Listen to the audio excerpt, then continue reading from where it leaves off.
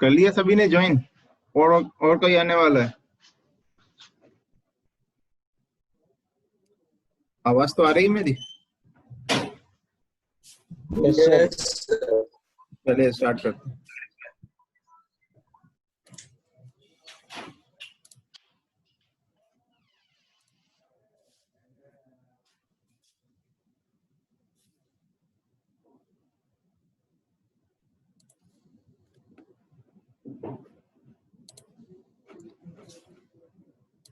आज अपन स्टार्ट करेंगे crystal imperfections. ठीक है, आपको जो लास्ट चैप्टर था उसमें कोई भी डाउट हो तो आप शेयर कर सकते हैं गूगल क्लासरूम में अपने डाउट्स। आप पढ़ना चालू कीजिए उसको, अगर नहीं पढ़ा है तो पढ़िए उसको, देखिए क्या डाउट आ रहा है। अभी तक हम टॉपिक जो पढ़ चुके हैं, जो प्रॉपर्टीज ऑफ मटेरियल्स पढ़ चुके हैं। प्रॉपर्टीज ऑफ मटेरियल्स एक्चुअली में सेकंड यूनिट में था, तो उसको अभी कवर करवा दिया था, क्योंकि अपन को सबसे पहले मटेरियल्स को एज्यूम करना।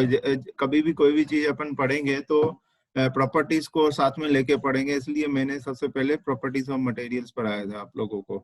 ठीक है, उसके बाद क्रिस्टल स्ट्रक्चर स्टार्ट करवाया था। तो कोई भी आपको डाउट हो तो आप उसको गूगल क्लासरूम में शेयर कर सकते हैं, या फिर पर्सनली भी शेयर कर सकते हैं मेरे साथ। व्हाट्सएप पे मैसेज करके भी आप शेयर कर सकते हैं अपने डाउट्स। ठीक है,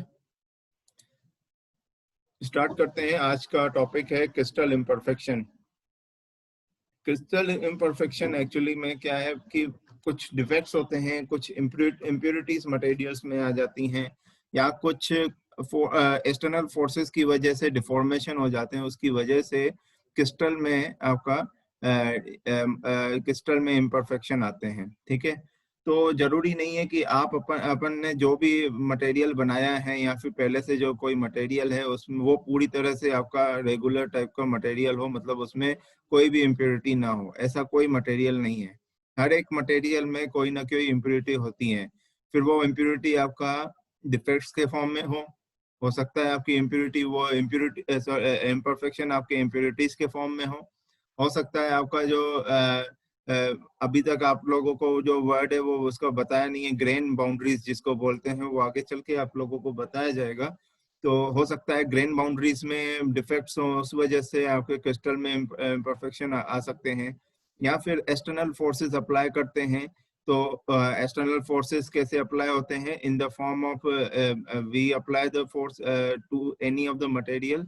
मतलब मैक्रोस्कोपिक पॉइंट ऑफ व्यू से देखा जाए तो माइक्रोस्कोपिक पॉइंट ऑफ मैक्रोस्कोपिक और माइक्रोस्कोपिक दो तरह के होते हैं अगर एक्सटर्नल फोर्स लगाते हैं तो। मैक्रोस्कोपिक पॉइंट ऑफ व्यू से जो आप अभी स्ट्रेंथ ऑफ मटेरियल सब्जेक्ट में पढ़ रहे हो कि आप अलग से एक फोर्स अप्लाई कर रहे हो किसी भी मटेरियल पे, तो वो मैक्रोस्कोपिक पॉइंट ऑफ व्यू हो जाएगा। उसमें क्या है, इसके अंदर जो क्रिस्टल्स होंगे, जो एटम्स होंगे, वो रीअरेंज होंगे तो उसकी वजह से वहां पे डिफेक्ट्स आ सकते हैं मटेरियल में। ठीक है, तो उसके बाद फाइनली जो माइक्रोस्कोपिक पॉइंट ऑफ व्यू है वो है आपका हीट ट्रीटमेंट से होता है। हीट ट्रीटमेंट जब अपन करते हैं, मतलब अपन हीट ट्रीटमेंट जैसे फर्नेस में अपन गर्म कर रहे हैं, तो गर्म जब मटेरियल को करते हैं तो और उसके बाद जब हीट ट्रीटमेंट करने के बाद अपन माइक्रोस्ट्रक्चर देखते हैं before heat treatment, after heat treatment microstructure देखते हैं तो माइक्रोस्ट्रक्चर में बहुत सारे चेंजेस दिखाई देते हैं। तो वो जो चेंजेस दिखाई देते हैं वो एक्चुअली में इम्परफेक्शंस हैं, ठीक है। तो ऐसे अलग अलग तरीके से, मतलब जैसे मैंने आपको बताया वो एक्चुअल टाइप है, ठीक है। अब उसको नाम से दिखाया जाए कि आपको मैं जैसे बताया कि भाई इम्प्योरिटी होते हैं, डिफेक्ट्स होते हैं, ग्रेन बाउंड्रीज में इफेक्ट होता है, एक्सटर्नल फोर्स अप्लाई होता है, ये सब मैंने आप लोगों को पहले से ही अब डिफाइन कर दिया है। अब क्या है कि मैं उसको वर्डिंग में लेके जाऊंगा कि भाई अब डिफेक्ट है तो उसमें कौन से डिफेक्ट होते हैं, वैकेंसी डिफेक्ट होता है, सेल्फ इंटरस्टिशियल होता है। तो मतलब अब क्या है कि बस मेरे को आपको बताना है कि वैकेंसी में आपको कौन सा टाइप का डिफेक्ट आएगा, ग्रेन बाउंड्री में डिफेक्ट आएगा, क्रिस्टल में डायरेक्टली इफेक्ट आएगा, या फिर एटम में डिफेक्ट आएगा, ठीक है। तो स्टार्ट करते हैं, ठीक है। तो सबसे पहले इंट्रोडक्शन जो मैं दे चुका हूँ,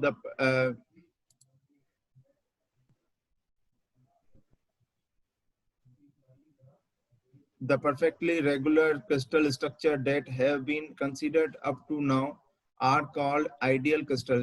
अभी तक जितने भी अपन ने क्वेश्चन सॉल्व किए हैं, मिलर इंडाइसेस में क्वेश्चन सॉल्व किए हैं, और अपन ने मिलर इंडाइसेस के क्वेश्चन सॉल्व किए, और क्या अपन ने किया है, एटम्स निकाले हैं कि एक यूनिट सेल में कितने एटम्स हैं, और उसके हिसाब से अपन ने एटॉमिक पैकिंग फैक्टर निकाला है, और अपन ने और क्या निकाला है, कोऑर्डिनेशन नंबर निकाला है। इन सब में जो भी चीजें अपन ने अभी पिछले चैप्टर में निकाली है उसमें अपन ने क्या कंसीडर किया है, इट इज आइडियल क्रिस्टल्स।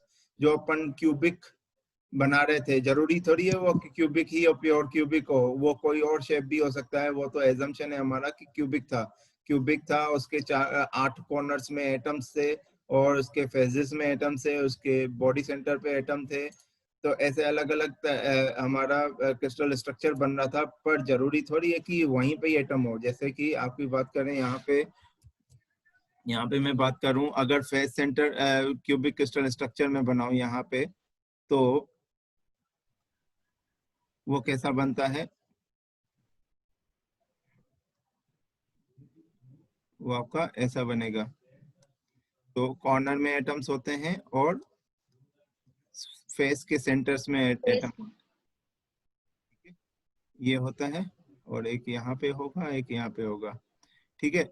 इसके अलावा भी अगर ये क्या है, आपका आइडियल है, ये क्या है, आइडियल है, ठीक है। ये है आपका आइडियल। तो हो सकता है कि कुछ इम्प्योरिटी से कभी एटम कोई बाहर से कोई एटम यहाँ पे जुड़ जाए, यहाँ बाहर से एटम कहीं यहाँ पे जुड़ जाए, या फिर यहाँ का एटम निकल जाए, बाहर निकल जाए, पॉसिबल है।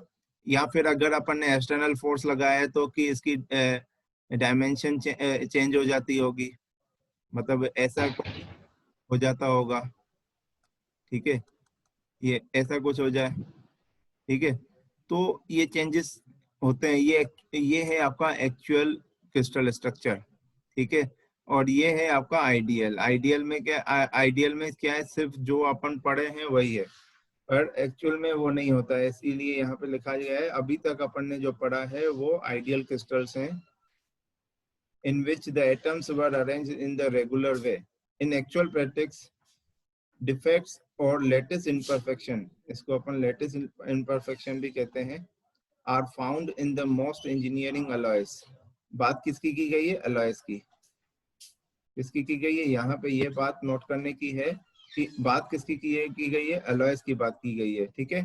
तो अपन अभी प्योर मेटल की बात नहीं कर रहे हैं, किसकी, प्योर मेटल की बात नहीं कर रहे हैं, आप प्योर सिरेमिक की बात नहीं कर रहे, किसी भी प्योर चीज की बात नहीं कर रहे हैं अपन यहाँ पे।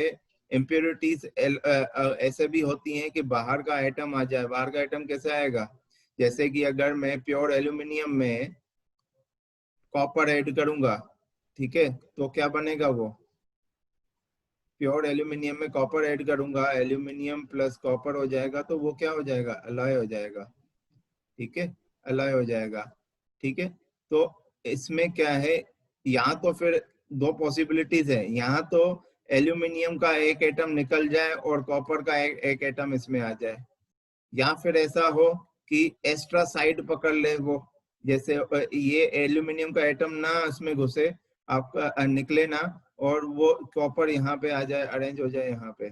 तो एलॉय बनाना भी एक टाइप का इम्प्योरिटी होता है, ठीक है, क्रिस्टल्स के लिए वो इम्प्योरिटी है, पर हमारे प्रॉपर्टीज के लिए वो इम्प्योरिटी नहीं कहलाता है, क्योंकि अपन एलॉय जो बनाते हैं वो मटेरियल की प्रॉपर्टीज अपनी मतलब अपनी सूटेबिलिटी के हिसाब से अपन एलॉय बनाते हैं अपनी प्रॉपर्टीज को ऑब्टेन करने के लिए। जैसे कि एल्यूमिनियम का स्ट्रेंथ कम होती है, तो स्ट्रेंथ को बढ़ाने के लिए अपन अलग अलग क्रोमियम यूज कर सकते हैं, वेनेडियम यूज कर सकते हैं, तो स्ट्रेंथ बढ़ाने के लिए तो अपन क्या कर रहे हैं, इम्प्यूरिटीज को ऐड कर रहे हैं उसमें। एल्यूमिनियम के प्योर एल्यूमिनियम में इम्प्यूरिटीज को अपन ऐड कर रहे हैं, मतलब अपन खुद इम्प्यूरिटी लेके आ रहे हैं उस क्रिस्टल में for getting the desirable properties. तो आप इस यहाँ पे जो वर्ड यूज किया गया है इम्प्यूरिटीज, डिफेक्ट्स, इसको आप नेगेटिव वे में ना लें। वो कभी हो सकता है कि आपको पॉजिटिव साइन दे, आपको पॉजिटिव प्रॉपर्टीज भी दे सकती हैं, ठीक है ना, आया समझ में। तो these imperfection are affect the properties of crystal such as, देखिए, मैकेनिकल स्ट्रेंथ, केमिकल रिएक्शन कैसे, कंपोजिशन चेंज हो जाएगा, electrical properties etcetera to a great extent, ठीक है, ये प्रॉपर्टीज को चेंज कर सकता है for these impurities can change these type of properties, ठीक है। अब ये आपका टाइप ऑफ इम्परफेक्शन, अभी तक जो वर्डिंग में बोला है आप लोगों को, जो मैंने बेसिक वे में आपको समझाया है, उसको इंजीनियरिंग टर्म्स में यहाँ पे डिफाइन किया गया है। ये इम्परफेक्शन 3 तरह के होते हैं, एक होता है पॉइंट इम्परफेक्शन, दूसरा होता है लाइन इम्परफेक्शन, तीसरा होता है surface and grain boundary imperfection. कई यहाँ पे लोग ये भी बोलते हैं कि ये 1D इम्परफेक्शन होता है, इसको 2D इम्परफेक्शन कहते हैं, इसको 3D इम्परफेक्शन कहते हैं। कई बुक्स में ऐसा भी लिखा हुआ है, पर आप इन वर्ड्स पे ध्यान ना दें, 1D 2D 3D बहुत कंफ्यूज होंगे। क्योंकि मैं क्यों कह रहा हूँ, क्योंकि आपका लाइन इम्परफेक्शन जो होता है उसमें 2D डिफेक्ट होता है, बिल्कुल मानते हैं, पर पॉइंट इम्परफेक्शन में भी 2D इफेक्ट हो सकता है, 2 डायरेक्शनल डिफेक्ट हो सकता है पॉइंट डिफेक्ट में भी, ठीक है। इसलिए मैं आपको इन वर्ड्स पे ध्यान देने के लिए बिल्कुल नहीं बोलूंगा, 1D 2D 3D, ठीक है। तो पॉइंट, अब इसमें पॉइंट इम्परफेक्शन, लाइन इम्परफेक्शन और सरफेस और ग्रेन बाउंड्री इम्परफेक्शन, ये 3 तरह के इम्परफेक्शन पॉसिबल है किसी भी मटेरियल में। तो पॉइंट इम्परफेक्शन कौन सा, 2 तरीके से क्लासिफाई किया गया है, एक तो डिफेक्ट्स, दूसरा है इम्प्यूरिटीज। डिफेक्ट्स एंड देन दूसरा आपका इम्प्यूरिटीज। डिफेक्ट्स वो होते हैं जिसमें अपन, मतलब हमारा कोई प्योर अलॉय, प्योर मतलब मेटल है, मान लीजिए एल्यूमिनियम अपना प्योर मेटल है, उसी में ही अगर कुछ डिफेक्ट्स आ गया, मतलब अपन अलॉय नहीं बना रहे हैं, अभी हम कोई चीज ऐड नहीं कर रहे हैं, मतलब हम कुछ नहीं कर रहे हैं उसके साथ, पर उसके बाद भी प्योर एल्यूमिनियम में भी कोई डिफेक्ट अगर है तो उसको अपन बोलेंगे, मतलब प्योर एल्यूमिनियम में भी कोई इफेक्ट आ रहा है, ठीक है, तो उसको अपन बोलते हैं डिफेक्ट्स।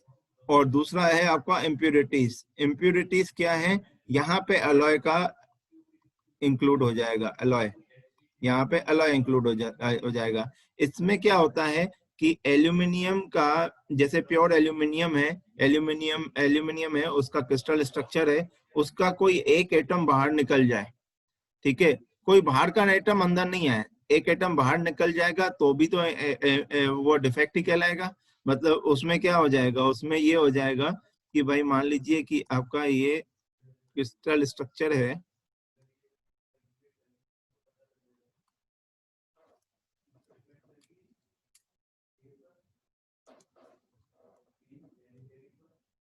ये आपका क्रिस्टल स्ट्रक्चर है, इसमें से आपका यहाँ पे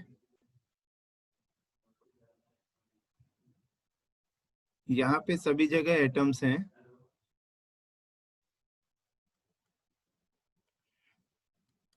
यहाँ पे एटम्स हैं, यहाँ का एटम जो है ये पूरा प्योर एल्यूमिनियम है, ठीक है, ये प्योर एल्यूमिनियम है।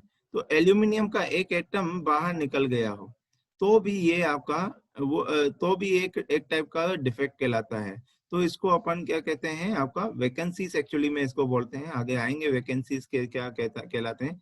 इसको मतलब क्या है, ये वैकेंसी बना दिया है इसको, ठीक है, तो ये कहलाते हैं डिफेक्ट्स।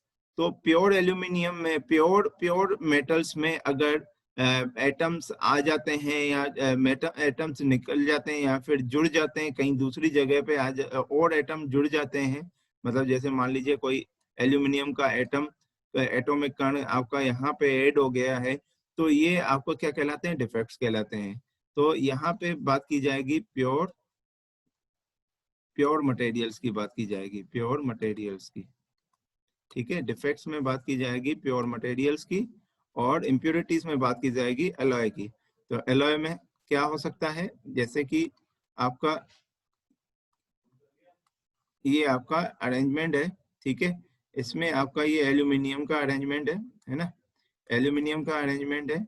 उसमें क्या है कि बीच में यहाँ पे कॉपर आ गया, ये कॉपर, ठीक है। तो ये क्या कहलाता है, इम्प्योरिटी कहलाएगा। या फिर ऐसा हो सकता है कि यहाँ पे ऐसा ही हो आपका सेम, पर यहाँ पे आपका एल्यूमिनियम निकल जाए और कॉपर एल्यूमिनियम निकल जाएगा अगर, और कॉपर ऐड हो जाएगा, मतलब इसको ब्लैक में अगर करूं मैं,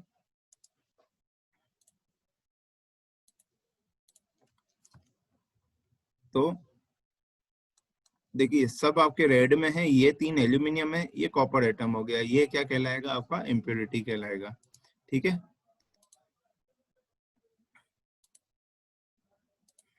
ये क्या कहलाएगा, इम्प्योरिटी कहलाएगा। तो इसलिए इसको अलग से डिफेक्ट्स को क्लासिफाई किया गया है इन्हीं की तरह। जैसे यहाँ पे एटम निकल गया, दूसरा एटम आ गया, तो उन्हीं से ही ये डिफाइंड है। डिफेक्ट्स दो तरीके से पॉसिबल है, एक तो वैकेंसीज डिफेक्ट हो, दूसरा सेल्फ इंटरस्टिशियल डिफेक्ट हो। ठीक है, और इम्प्योरिटीज चार, एक्चुअली में वो दो तरीके से ही डिफाइंड है। एक्चुअली में आपका इम्प्योरिटीज दो तरीके से ही डिफाइंड है, शॉर्टकी डिफेक्ट और फ्रैंकल डिफेक्ट। उन्होंने तो अलग अपना थ्योरी दी है, वो साइंटिस्ट थे, उन्होंने जो थ्योरी दी हुई है इन दोनों के हिसाब से दी हुई है, सब्स्टिट्यूशनल इम्प्योरिटी और इंटरस्टिशियल डिफेक्ट इम्प्योरिटी। तो इन्हीं का ही बेस लेके इन दोनों ने अपनी थ्योरी दी है। डिफेक्ट ये भी हो सकते हैं, इसके अलावा ये भी डिफेक्ट हो सकते हैं, इसलिए इसको अलग इसी के इम्प्योरिटीज के फॉर्म में ही लिया गया है। चार तरीके से बोला गया है, पर मेरे हिसाब से एक्चुअली में ये दो तरीके के हैं, और ये इनके अलग से टाइप हैं, वो शॉर्टकी और Frenkel. These Schottky and Frenkel are the examples of substitutional and interstitial impurities. ठीक है, मेरे हिसाब से ये है, ठीक है ना। पर एग्जाम पॉइंट ऑफ व्यू से आप लोगों को ऐसे ही इसको क्लासिफाई करना है, ठीक है ना। फाइनली दूसरे टाइप का आगे आपका line imperfection. Line imperfection, line imperfection भी आपका किसकी वजह से हो गया। लाइन इम्परफेक्शन होता है आपका जब अपन एक्सटर्नल फोर्स अप्लाई करते हैं, एक्सटर्नल फोर्स अप्लाई करते हैं, जब एक्सटर्नल फोर्स किसी भी मटेरियल पे अप्लाई किया जाता है, तो उसमें आपका अरेंजमेंट जो एक्चुअली में जो अरेंजमेंट था, जैसे सीधा अरेंजमेंट था तो वो टिल्ट हो गया है थोड़ा सा। तो अगर ऐसा कुछ अरेंजमेंट हो गया है तो वो क्या लाइन इम्परफेक्शन में आता है। वो दो तरीके से इम्परफेक्शन हो सकते हैं। हाँ, ये है कि कोई एटम ऐड हो जाता है, कोई एटम ऐड हो जाता है तो भी इम्परफेक्शन आते हैं। एक्चुअली में अपन जैसे मान लीजिए यहाँ पे एटम, ये एटम का फ्लो ऐसा था पहले, ठीक है, पहले एटम का फ्लो देखिए, ये इसको मैं फिर से बना रहा हूं। पहले एटम का क्रिस्टल्स ऐसे बने हुए थे, ठीक है।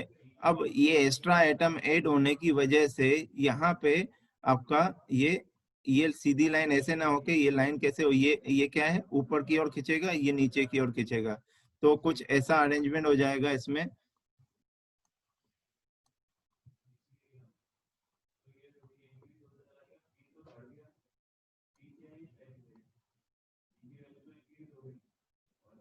तो ये आपका कुछ ऐसा अरेंजमेंट हो जाएगा,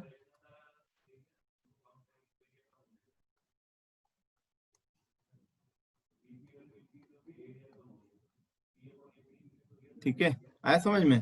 तो ये क्या हो गया आपका, ये क्या हो गया, डिस्प्लेसमेंट हो गया। ये क्या है, क्रिस्टल का डिस्प्लेसमेंट हो गया। जहां पे भी क्रिस्टल का डिस्प्लेसमेंट हो जाता है उसको अपन क्या बोलते हैं, line imperfection, displacement, displacement of atoms. ठीक है, या तो डिस्प्लेसमेंट ऑफ एटम्स हो या फिर एक्सटर्नल फोर्स अप्लाई किया हो। दोनों केस में एक्चुअली में क्या है, अपन एक्सटर्नल फोर्स अप्लाई करते हैं तब भी एटम्स डिस्प्लेस होते हैं, और एक्सटर्नल कोई और एटम्स ऐड हो जाएं तो उसकी वजह से भी डिस्प्लेसमेंट होता है। अल्टीमेटली डिस्प्लेसमेंट होना चाहिए। वो दो तरीके से डिस्प्लेसमेंट होता है, एक तो एज डिसलोकेशन होता है, दूसरा स्क्रू डिसलोकेशन। इनके बारे में आगे पढ़ेंगे अपन। फाइनली जो आपका आएगा ये है आपका surface and grain boundary imperfection. किसी का रिस्पॉन्स नहीं आ रहा है एक्चुअली, मैं पूछना चाहता हूँ, सुनाई दे रहा है ना? Yes yes sir. Sir. Yes sir. Okay okay, मेरे को इतनी सर देर, एक डाउट भी है सर। बिल्कुल पूछो ना डाउट। सर ये आपने अभी बताया कि ये प्योर मटेरियल जो है ना उसमें डिफेक्ट होएगा, और अभी पिछली स्लाइड में बोला था कि एलॉय में इम्परफेक्शन होता है, तो फिर ये दोनों अलग अलग हो रहे हैं। मैंने किस पिछली स्लाइड में आपको ये बोला, क्या बोला? सर एलॉय में इसमें इम्परफेक्शन आपको होता बोला, है। इसमें मैंने बोला, क्या बोला मैंने? ये मोस्ट सर ये, इंजीनियरिंग, इसमें हाँ वर्ड कौन सा यूज किया गया है? Most engineering alloys. इसको ध्यान नहीं यस दिया आपने? मोस्ट का मतलब क्या होता है? सारे नहीं, सर, हाँ अधिकतर। अधिकतर। आया समझ में? Yes sir. तो प्योर प्योर मेटल्स में भी पॉसिबल है इम्परफेक्शन होता है क्रिस्टल में। कोई भी ऐसा कोई मटेरियल, मैंने तो, अच्छा इससे यहाँ पे मैंने क्या बोला? मैंने ये बोला कि ऐसा कोई भी मटेरियल नहीं है जिसमें इम्परफेक्शन ना हो। बोला था कि नहीं बोला था? फिर वो प्योर हो चाहे एलॉय हो। ठीक है, ठीक है, yes sir. Doubt clear? Krishna Pandya, doubt yes clear? Sir. Yes sir. ठीक है, तो अब आते हैं surface and grain boundaries imperfection. Surface and grain boundaries imperfection किस में आता है? जब अपन हीट ट्रीटमेंट करते हैं, जब अपन हीट ट्रीटमेंट करते हैं, हीट ट्रीटमेंट करते हैं तो क्या होता है, आपका माइक्रोस्ट्रक्चर चेंज होता है।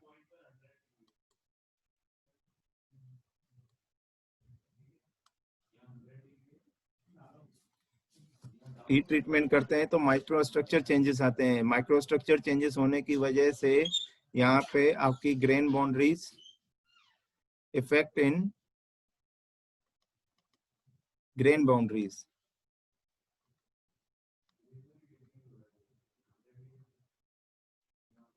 ठीक है, इफेक्ट इन ग्रेन बाउंड्री।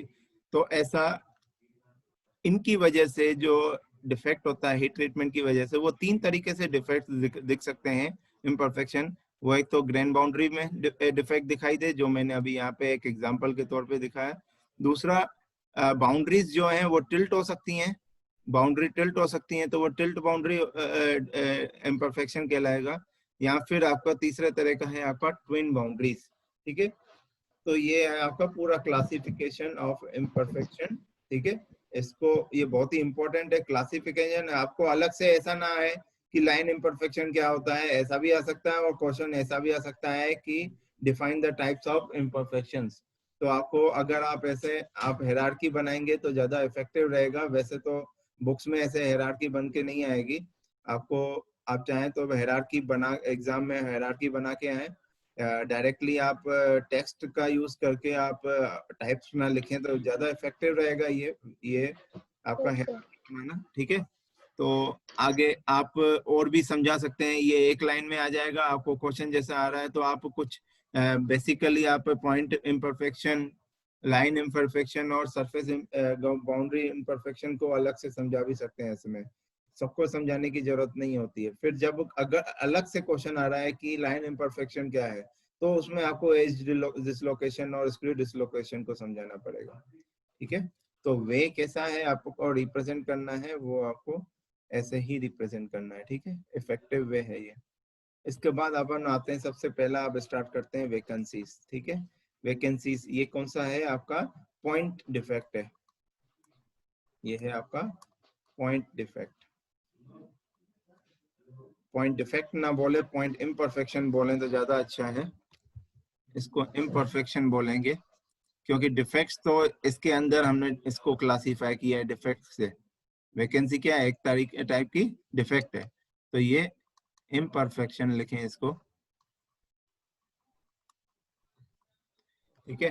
तो पॉइंट इम्परफेक्शन है एक तरह का, इसमें आपको समझा चुका हूं। जैसे यहाँ पे आप देख सकते हैं ये पूरा आपका प्योर मेटल, मान लीजिए प्योर मेटल हो, प्योर मटेरियल, मेटल का यूज नहीं करें, मटेरियल, वो आपका सिरेमिक हो सकता है, आपका यहाँ पे पॉलीमर हो सकता है ना, मतलब नॉन मेटेलिक भी हो सकता है, मेटेलिक भी हो सकता है, ठीक है। तो प्योर मटेरियल हो, तो प्योर मटेरियल अगर होगा तो जैसे मान लीजिए ये एल्यूमिनियम है, ठीक है, प्योर एल्यूमिनियम है, एग्जाम्पल प्योर एल्यूमिनियम। तो यहाँ का जो एल्यूमिनियम है वो बाहर अगर चला जाए, निकल जाए, तो फिर इस टाइप के इम्परफेक्शन को अपन क्या कहते हैं, इस टाइप के इम्परफेक्शन को अपन क्या कहते हैं, वैकेंसी। वैकेंसी। अब इसमें अपन को ये तो सबको पता है कि चलो ये वैकेंसी, यहाँ पे वैकेंसी बन गई, इसको वैकेंसी बोलेंगे, पर एक्चुअली में इसकी वजह से प्रॉपर्टीज में क्या चेंजेस आ सकते हैं, ये अपन को मेन पता करना है। डेंसिटी कम हो जाएगी ना, सब बाहर निकल गया तो। Very good, very good. Density कम हो जाती है, एटम अगर बाहर और निकल जाए। सिर्फ, हाँ, कंडक्टिविटी में भी चेंज आ जाएगा। कंडक्टिविटी, हाँ यस सर। सर। ठीक है, वेरी गुड। कंडक्टिविटी में भी कौन सी गैप आ जाएगा ना तो सर, कंडक्टिविटी की, थर्मल और इलेक्ट्रिक इलेक्ट्रिक भी हो सर, सकती है। दोनों ही इलेक्ट्रिक सर। भी हो सकती है। हाँ, मेटल के केस में तो। और कोई प्रॉपर्टी चेंज हो सकती है।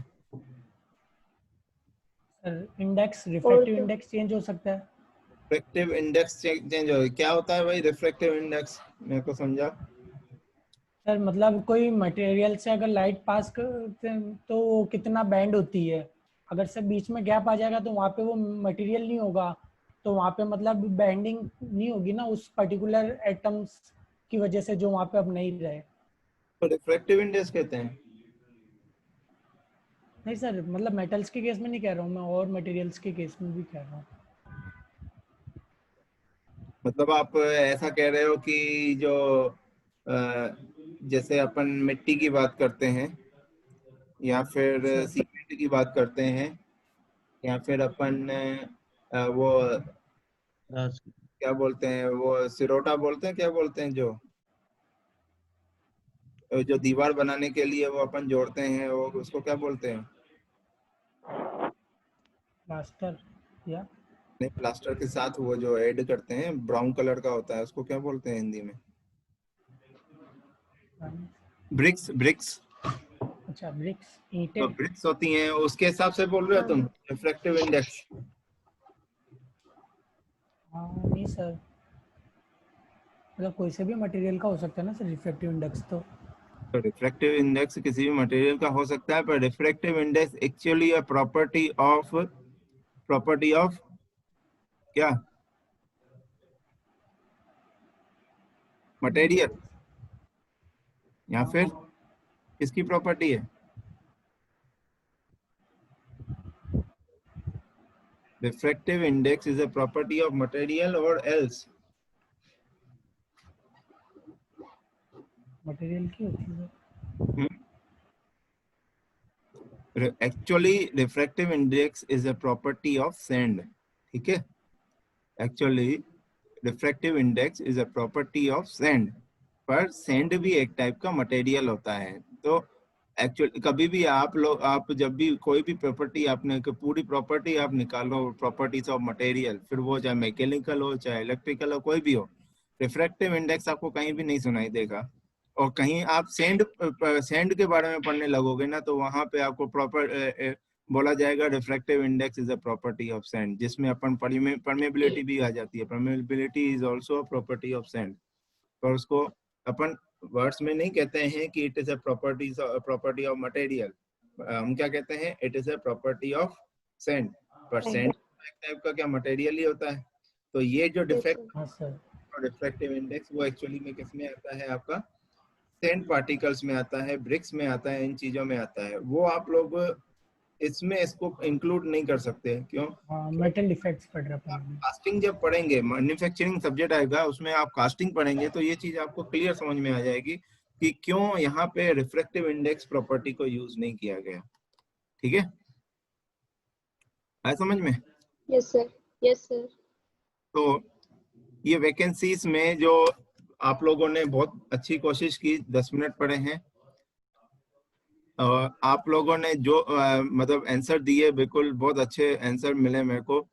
कि सबसे पहली जो मेन प्रॉपर्टी है, डेंसिटी पे इफेक्ट पड़ेगा इसका, डेंसिटी इसकी कम हो जाएगी, डेंसिटी कम हो Yes, sir. जाएगी। और दूसरा क्या बोला था, इलेक्ट्रिकल कंडक्टिविटी में चेंजेस, Conductivity.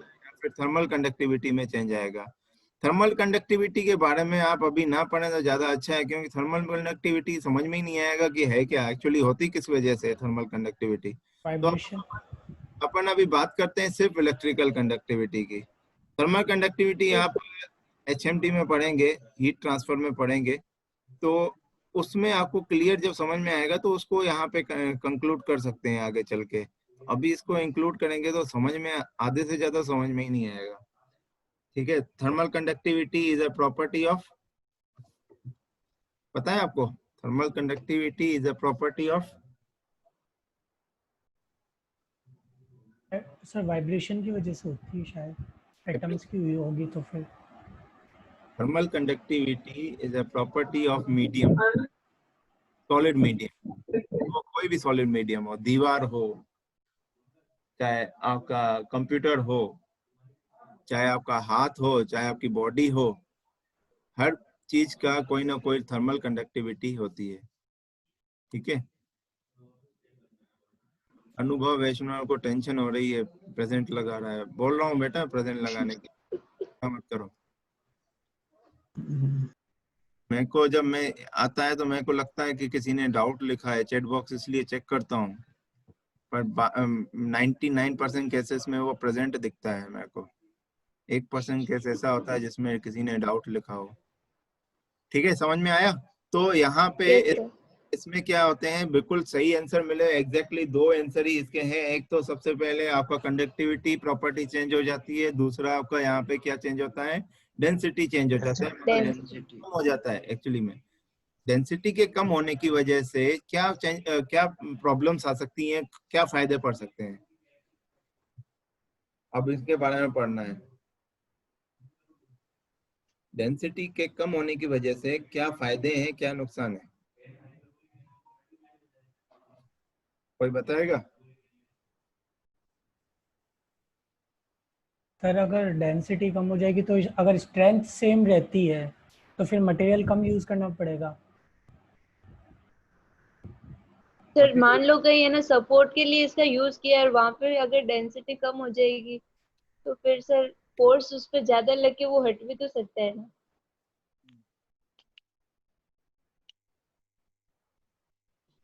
और यहाँ पे ये दिखाई दे रहा है कुछ जो मैंने लिखा है, जो मैं डिस्कस नहीं कर रहा हूँ, वो ये है अभी। n v equals to n। इसमें क्या है, देखिए ये के बोल्ट्जमैन कांस्टेंट। बोल्ट्जमैन कांस्टेंट कहाँ पे आता है?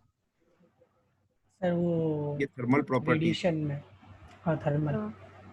It is a thermal property. ठीक है, it is a thermal property. तो ये डायरेक्टली डिपेंड करता है कि आपकी ये जो डेंसिटी है वो डायरेक्टली अफेक्ट किसको करती है, थर्मल प्रॉपर्टी को। क्यों वैकेंसीज बनती हैं जिसको डिफाइन किया गया है, the necessity of existence of vacancy is explained using the principle of thermodynamics. In essential the presence of vacancy increases the entropy. Entropy मतलब randomness of the crystal. Entropy बढ़ता है तो क्या होता है पता है? आप लोग थर्मोडायनेमिक्स पढ़ रहे हो, कहाँ तक पढ़ चुके हो थर्मोडायनेमिक्स? सेकंड लॉ आया है कि नहीं सर आया? अभी तो फर्स्ट लो, नहीं सर फर्स्ट लो चल रहा है। तो मजा नहीं आएगा आप लोगों से पूछने में। अभी तक तो आप लोग 12th के हिसाब से बात किया जाए, entropy is the randomness of, randomness. उस वजह से हाँ आपको हाँ सर। यही पता है और कुछ नहीं पता होगा हाँ सर। ना। एंट्रोपी के बढ़ने से क्या क्या हो सकता है वो आप लोग अभी कुछ बता ही नहीं पाएंगे। चलो इसके बारे में मेरे को याद दिलाना, ये चीज फिर से डिस्कस करूंगा मैं कभी, randomness okay of sir. Atoms, ठीक है। तो इसको थोड़ा सा अभी होल्ड पे रखते हैं, इसके बारे में आगे पढ़ेंगे जब आप एंट्रोपी पढ़ेंगे। पर अभी मैं एंट्रोपी पढ़ाने लग गया तो मेरे को दो क्लासेस चाहिए रहेंगी, इसलिए एंट्रोपी मैं ना पढ़ाऊं, राहुल सर पढ़ाएं तो ज्यादा अच्छा है, ठीक है। तो एंट्रोपी यही एंट्रोपी की वजह से यहाँ पे क्वेश्चन ये आई है, the equilibrium of number of vacancies निकालनी हो, कितनी नंबर ऑफ वैकेंसीज है और किस किस पे डिपेंड करता है। एक तो ये energy required for formation of the vacancy, ये वैकेंसी फॉर्मेशन के लिए कितनी एनर्जी रिक्वायर्ड है वो उस पे, और दूसरा किस पे डिपेंड करता है, टेम्परेचर पे है। ये टी क्या है, टेम्परेचर, ठीक है, लिखा नहीं है पर टी आपका क्या है, टेम्परेचर। टेम्परेचर के इफेक्ट की वजह से, जैसे मान लीजिए कोई मेटल, प्योर मेटल आपने अपने पास रखा हुआ है, भाई आपने गर्मियों में लिया, ठंड आ गई है, अचानक आप लेके गए कहाँ पे, उस मटेरियल को कहाँ पे लेके, श्रीनगर में लेके गए, वहां पे -डिग्री है। तो वहां पे क्या है, टेम्परेचर डिफरेंस की इफेक्ट की वजह से वैकेंसीज क्रिएट हो सकती हैं। तो वैकेंसीज क्रिएट हो सकती हैं, वो डिपेंड करता है किस पे, आपका ये एनर्जी, कितनी energy utilize I for formation of vacancy. तो ये इक्वेशन आपका बहुत ही इंपॉर्टेंट इक्वेशन है, इससे रिलेटेड न्यूमेरिकल आ सकता है, बिल्कुल आ सकता है, पर आज तक आया नहीं है, ये भी बता दूं, आज तक आया नहीं है, आ सकता है। बोल्ट्जमैन कांस्टेंट ये यूनिवर्सल कांस्टेंट है, आपको कैलकुलेटर में मिल जाएगा, आपके साइंटिफिक कैलकुलेटर में मिल जाएगा, याद करने की जरूरत नहीं है, याद है तो अच्छी बात है, ठीक है। और बाकी कौन सा, ये एक्सपोनेंशियल टर्म है, इसको EXP का मतलब क्या है, एक्सपोनेंशियल माइनस क्यू क्यू। अच्छा ये बताइए, टेम्परेचर बढ़ने से वैकेंसीज बढ़ेंगी कि कम होंगी? कम होगी सर, क्योंकि ये ना नहीं, ये कोई एक्सपोनेंशियल है तो कम करके पहले बता रही है कृष्णा, फिर बाद में आपको जो और बता रहे हैं उसका भी पूछूंगा। चलो कृष्णा बताओ। सर कम होगी सर वैकेंसीज, क्योंकि ये एक्सपोनेंशियल फंक्शन है इसलिए। एक्सपोनेंशियल फंक्शन है। चलो कोई और बताए, और कौन बता रहा था? सर टेम्परेचर बढ़ने से वैकेंसीज बढ़ेगी। ये कौन बोल रहा है? ये बोल रहा है हेमंत, है ना? हेमंत, हाँ सर। क्यों बढ़ेंगी? सर जब यहाँ पे टेम्परेचर बढ़ेगा तो ये QV/kT की वैल्यू कम होगी, और E की पावर माइनस का ग्राफ है, तो मतलब सर ये ग्राफ वो बढ़ेगा ना सर। वेरी गुड, बहुत अच्छे। एक्सपोनेंशियल हमेशा डिक्रीजिंग नहीं होता है, अगर नेगेटिव है उसके अंदर जी सर। तो फिर वो यस सर। आपका टर्म बढ़ा देता है। जैसे टेम्परेचर बढ़ेगा तो ये रेशियो क्या हो जाएगा आपका, कम हो जाएगा। तो रेशियो अगर कम हुआ तो ये देखिए कम हो रहा है, नेगेटिव टर्म कम हो रही है, तो एक्सपोनेंशियल बढ़ता है। अगर एक्सपोनेंशियल बढ़ गया तो वैकेंसी बढ़ेगी। तो टेम्परेचर बढ़ने से वैकेंसीज बढ़ती हैं, और एनर्जी के बढ़ने से क्या होगा, वैकेंसीज कम होंगी। बलराम क्या कर रहे हो बलराम? बेटा ये लाइनें जो बना के आ रहे हो ना बलराम, जो लाइन क्यों बना रहे हो बेटा? बलराम है क्या यहाँ पे? अरे चुपे चुपे से हटा क्यों दिया बलराम, तुमने किया? यस सर वो गलती से हो गई थी। एक्सेप्ट करो ना हाँ बेटा। सर वो मैंने किया था, गलती से हो गई थी, हटा दिया। हो गई थी, कोई बात नहीं है। सर पर वो क्या है कि नहीं कभी बोल रहा कुछ स्टूडेंट ऐसे होते हैं जानबूझ के ऐसे ऐसे करते रहते हैं, तो उससे क्या है, स्लाइड क्या है, डिस्टर्ब हो जाती है। तो इसलिए हमें थोड़ा सा एक्टिव रहना पड़ता है इसके लिए, ठीक है। सॉरी सर वो गलती से। कोई बात नहीं, कोई बात नहीं। तो समझ में आया पूरी इक्वेशन, ये समझ में आ गई। ये बहुत इंपॉर्टेंट चीज है जो आपको समझानी है, वो अभी नहीं समझा पा रहा हूँ, एंट्रोपी। अब आप अटेंडेंस लगा दीजिए, 3 मिनट पड़े हुए हैं, अटेंडेंस लगा दीजिए जल्दी से जल्दी।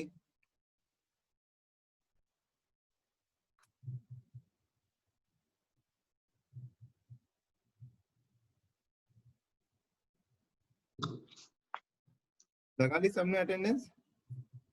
यस ठीक है, तो आगे आते हैं। आगे इसी टाइप का कोई और डिफेक्ट भी होता है जिसको अपन बोलते हैं सेल्फ इंटरस्टिशियल।